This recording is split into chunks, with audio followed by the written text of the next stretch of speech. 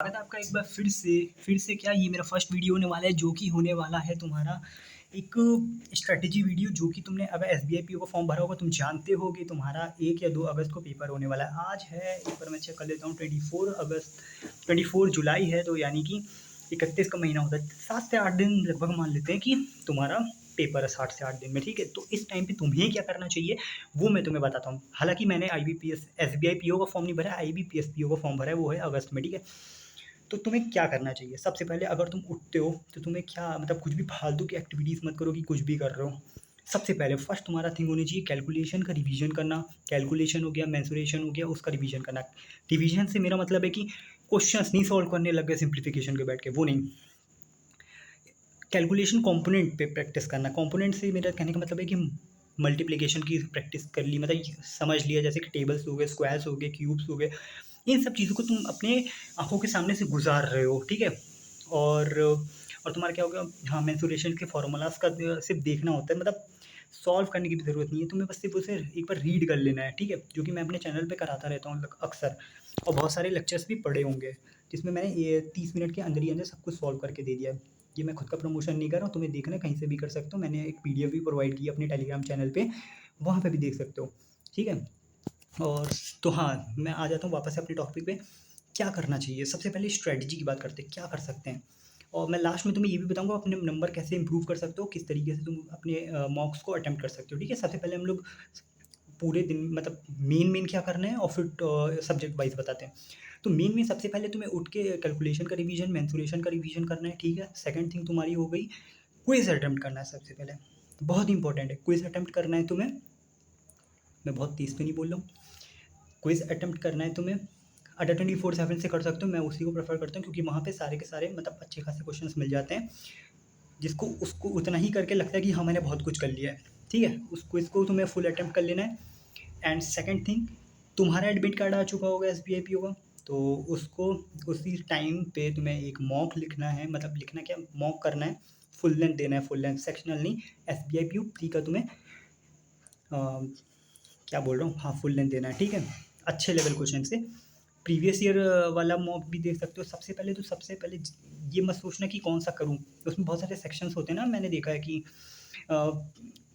Previous year होते हैं, कुछ न्यू वाले होते हैं। तो सबसे पहले मेमोरी बेस्ड वाला सारे तुम्हें सॉल्व करने हैं, फिर उसके बाद प्रीवियस ईयर्स और बाकी सब उसको तुम्हें मॉक्स के फॉर्म में ही सॉल्व करना है, ठीक है। ये कर लेना। और फिर जिसका सुबह है, एक सुबह देगा, एक शाम को देगा, एक शाम को देगा। अगर शाम वाला तुम्हारा शिफ्ट है तो सुबह दोगे, यानी कि टोटल तुम्हें 2 मॉक्स देने ही हैं, मतलब कंपल्सन है ये, ठीक है। फुल लेंथ की बात कर रहा हूँ। अब आ जाते हैं तुम्हारे पूरे मतलब टॉपिक वाइज बोल रहा हूँ, सब्जेक्ट वाइज। रीजनिंग की बात करते हैं सबसे पहले, जो कि सबका फेवरेट होता है, मेरा भी है और तुम्हारा भी है। तो रीजनिंग की बात कर ले तो रीजनिंग में सबसे पहले तुम्हारा है फर्स्ट, रीजनिंग में तुम्हें सॉल्व करना होगा। सबसे पहले तो कोई भी पीडीएफ मत उठाना, चेकलिस्ट उठा सकते हो, अंकुश लांबा सर की चेकलिस्ट उठाना। हालांकि अभी नहीं प्रोवाइड कर रहे वो सर, पुराने उनकी पीडीएफ्स उठाना, उसके तुम सारे के सारे क्वेश्चन सॉल्व करना चालू कर देना। एक चेकलिस्ट, और उसके बाद तुम्हें एक सेक्शनल देना है सब्जेक्ट का, ठीक है। एक चेकलिस्ट, एक सेक्शनल सब्जेक्ट देना है। ये प्रीलिम्स की बता रहा हूँ, खत्म, रीजनिंग का खत्म, इतना ही करना है, इससे ज़्यादा मत करना। सेक्शनल, प्री की चेकलिस्ट, क्वांट्स की प्री की चेकलिस्ट मिल जाती है, हर जगह मिल जाती है। सर्च करोगे कुछ, अगर टेलीग्राम चैनल्स पे जुड़े होगे तो वहाँ पे भी मिलती है, नहीं जुड़े हो तो मेरे टेलीग्राम चैनल पे जुड़ जाना, मैं तुम्हें प्रोवाइड कर दूंगा, ठीक है। मेरे चैनल का नाम है बैंक रीजनिंग बाय कैरी, ऐसे सर्च कर दे, बैंक रीजनिंग बाय @ लगा के, तो वो तुम्हें मिल जाएगा। सॉरी। तो ये हो गया तुम्हारा, हाँ, क्वांट्स का बता रहा था, क्वांट्स की चेकलिस्ट और इसका सेक्शनल देना है, क्वांट्स की चेकलिस्ट और सेक्शनल देना है, और इससे ज़्यादा कुछ भी मत करना नया अपनी मन मर्जी का, ठीक है। इतना तुम कर लेना। एंड अब इंग्लिश की बात करें तो मैं देखो निमिषा मैम से पढ़ता हूँ, तो उसका सेक्शनल सेक्शनल तो मैं सच बताऊँ तो मैंने भी बहुत कम दिया और ठीक ठाक मार्क्स आ जाते हैं उसमें भी। और एडिटोरियल करोगे, खुद से करोगे, लेक्चर देखने की ज़रूरत नहीं है मेरे दोस्त, खुद से तुम्हें सॉल्व करना है एडिटोरियल। सॉल्व क्या करना है, मतलब पढ़ना है एकदम। स्किम करना आता है तो स्किम भी कर सकते हो, क्योंकि वो भाई प्रीलिम्स में बहुत ज़्यादा तुम्हें हेल्प करने वाला है। वोकैबुलरी पे बहुत ज़्यादा फोकस करके पढ़ना, सिर्फ पढ़ना है, वोकैबुलरी को फोकस करके पढ़ना। और 6 मंथ वाली वोकैबुलरी की पीडीएफ भी मैंने अपने Telegram channel bank reasoning bye carry पे दे दी है, तो वो भी तुम्हें करना होगा। वो पूरा मतलब पढ़ लेना, मैं वोकेबलरी लर्न करने के लिए नहीं बैठ जाओ कि भई आप लेके पोथा पथरी बैठ गए, वो नहीं करना, ठीक है? और हाँ, मैंने इंग्लिश में अभी तुम्हें सिर्फ एडिटोरियल बताया पढ़ने के लिए, और उसके बाद मैं परफेक्शन का बैच दे देता हूँ। परफेक्शन की वीडियोज़ जो होती हैं, उस पे अच्छे-अच्छे लेवल के क्वेश्चंस मैम कराती हैं। पैराजंबल हो गया, क्लोज टेस्ट हो गया और आरसी हो गया। मेन फोकस मैं इन्हीं पे कर रहा हूँ इंग्लिश के लिए, पैराजंबल, क्लोज टेस्ट और आरसी, रीडिंग कॉम्प्रिहेंशन जिसे बोलते हैं। तो ये हो जाएगा तुम्हारा, सिर्फ 2 ही चीज़ मैं कर रहा हूँ इंग्लिश के लिए, और इससे ज़्यादा मैं कुछ कर भी नहीं रहा हूँ। मैं इसके सेक्शनल तक नहीं दे रहा हूँ, और फिर भी ठीक-ठाक मार्क्स मैं गेन कर पा रहा हूँ, ठीक है? ये दोनों चीज़ कर रहा हूँ। और चाहो तो, और जिसके पास ज़्यादा भाई टाइम है, मतलब एक्स्ट्रा टाइम है, तो इनकी मैम चेकलिस्ट भी देती हैं अपने टेलीग्राम चैनल पे, तो वो भी तुम कर सकते हो उसको भी, ठीक है?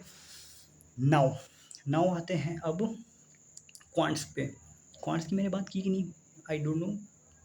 मैंने रीजनिंग की बात की, इंग्लिश की बात की, क्वांट्स की भी मैंने बात कर ली शायद से। सेक्शनल लगाने हैं उसमें भी, और चेकलिस्ट लगानी है उसकी भी। चेकलिस्ट वही आशीष सर की चेकलिस्ट लगा सकते हो, ठीक है? क्वांट्स की बात कर ली, रीजनिंग की बात कर ली, इंग्लिश की बात कर ली, बस इससे ज़्यादा कुछ करना ही नहीं है मेरे दोस्त।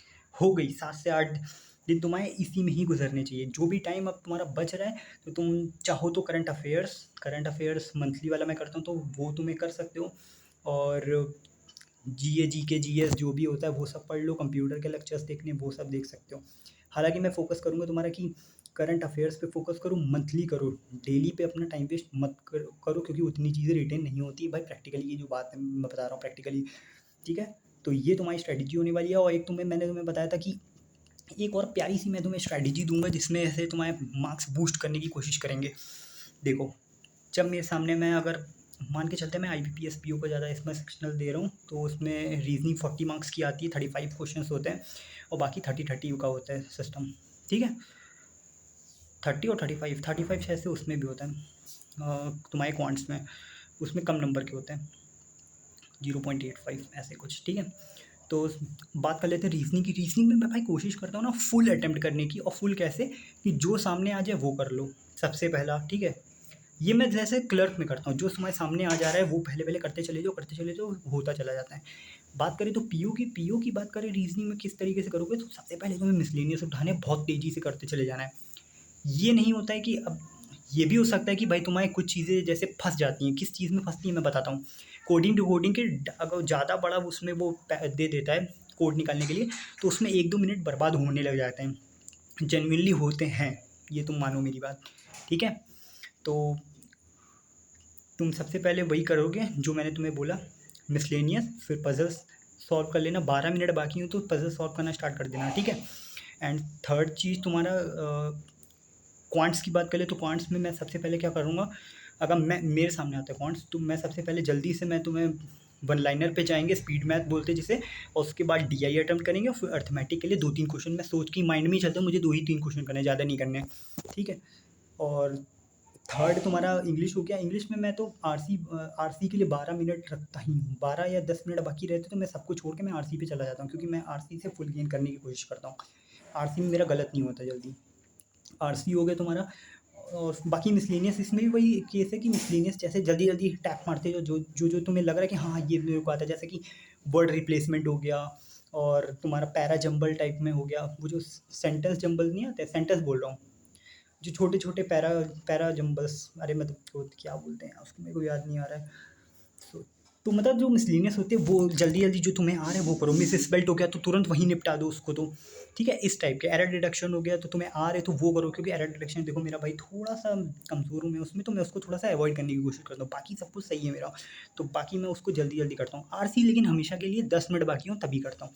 ये मेरी ओवरऑल स्ट्रैटेजी रहती है, तो मैं इसमें से 70-75 ऐसे मैं अटेम्प्ट करके मैं अपना गेन कर लेता हूँ। 70 के आसपास मेरे मार्क्स आ जा रहे हैं, और इतने से मैं खुश हूँ, इतने से हो जाएगा, ऐसा नहीं है कि नहीं हुआ, ठीक है? और बाकी अब जो मेरे को एक्स्ट्रा टाइम मिलता है, तो मैं थोड़ा मेंस के लिए फोकस रहता हूँ, ठीक है? तो ये रही तुम्हारी 6-7 दिन की स्ट्रैटेजी, जो इसको मैं थोड़ा समराइज़ कर देता हूँ। उठ के क्विज़ लगाना है, ठीक है? क्विज़ लगाने के बाद तुम्हारा, सबसे पहले क्विज़ लगाना है, फिर मॉक देने हैं। मॉक देने के बाद फिर तुम्हें क्या बोलते हैं, सब्जेक्ट वाइज़ काम करना है। सब्जेक्ट वाइज़ में कैसे, चेकलिस्ट और सेक्शनल, चेकलिस्ट, सेक्शनल, तीनों में यही करना है। इंग्लिश के लिए थोड़ा एक्सेप्शनल मैंने ये बताया, क्योंकि मैं मैम से करता हूँ, तो दोनों मेरे लेक्चर ही रहते हैं, तो उसमें से मेरा अच्छा खासा हो जाता है। लेक्चर में भी मैं पॉज़ कर देता हूँ, खुद सॉल्व करता हूँ, फिर मैम का देखता हूँ। इस तरीके से मैं काम करता हूँ। ठीक है, ये रही तुम्हारी स्ट्रेटजी वीडियो। 7 से 8 दिन में तुम्हें ऐसे ही चलना है, तो काफ़ी ज़्यादा इंप्रूवमेंट रहेगा, तुम भटकोगे नहीं और तुम सही काम कर रहे हो, ऐसे कर रहे हो तो। सो गाइस, अगर तुम्हें वीडियो यहाँ तक देख लिया और अच्छी लग गई है, चैनल अच्छा लगेगा, क्योंकि यहाँ पे मैं बहुत ही प्रोडक्टिव चीज़ें डालता हूँ। और टेलीग्राम चैनल ज्वाइन करना मत भूलना, उसका नाम है @बैंक रीजनिंग बाय कैरी, ये लगा देना तो तुरंत मिल जाऊँगा मैं, ठीक है। चलिए मिलते हैं नेक्स्ट वीडियो में, तब तक के लिए चैनल को सब्सक्राइब करना, बेल आइकन को जरूर प्रेस कर देना, ताकि मैं ऐसी ही वीडियो अगर डालता रहूँ, स्ट्रेटजी IBPS PO के लिए भी डालूंगा बढ़िया सी, तो उस वो तुम्हें मिल जाएगी। ओके, मिलते हैं नेक्स्ट वीडियो में। जय हिंद।